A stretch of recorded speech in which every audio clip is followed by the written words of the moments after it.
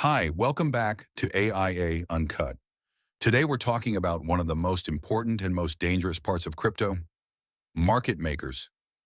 Not the idea of market makers, the reality of how they operate, how projects get wrecked, and how to design systems so damage is impossible even when incentives are misaligned. Let's start with the truth most teams learn too late. You cannot trust market makers, not because they're bad actors, but because their incentives are fundamentally different from yours. They make money from spreads, volume, and volatility. They profit when markets move, not when they're stable. That is not compatible with early-stage tokens unless strict controls exist. So the first rule is simple. You don't rely on promises, you design constraints. If your market maker can move tokens freely, trade however they want, and operate without oversight, you've already lost. The first fix is asymmetric power. Market maker wallets must be restricted at the contract level.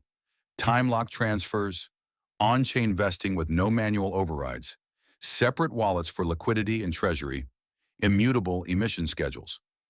If a market maker has unrestricted inventory access, that's not liquidity. That's latent selling pressure. The second failure point is discretion.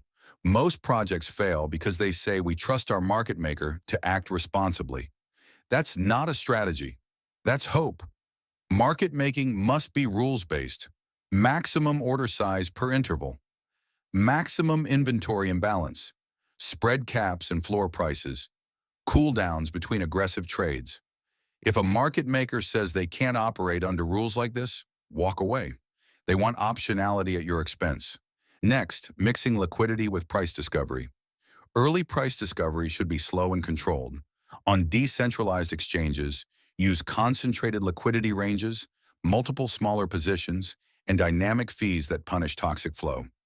On centralized exchanges, shallow initial order books, gradual depth ramp-ups, and never let one counterparty control more than 30 to 40% of visible liquidity. If one entity dominates your order book, it dominates your price. Then there's information leakage.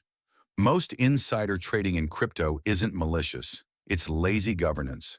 Market makers should never access private roadmap timing, listing dates, or unlock schedules beyond what's on chain. Communication must happen through logged, auditable channels only. If a market maker asks when you're announcing something, that's a red flag.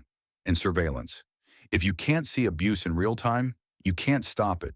You need wallet-level flow monitoring, order book analysis, price impact alerts, and detection of wash trading, spoofing, and cross-venue arbitrage abuse.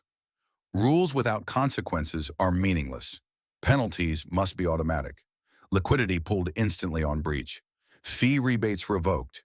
Inventory clawbacks enforced. Contracts terminated. No negotiation. Code is stronger than lawyers. That covers the foundational principles.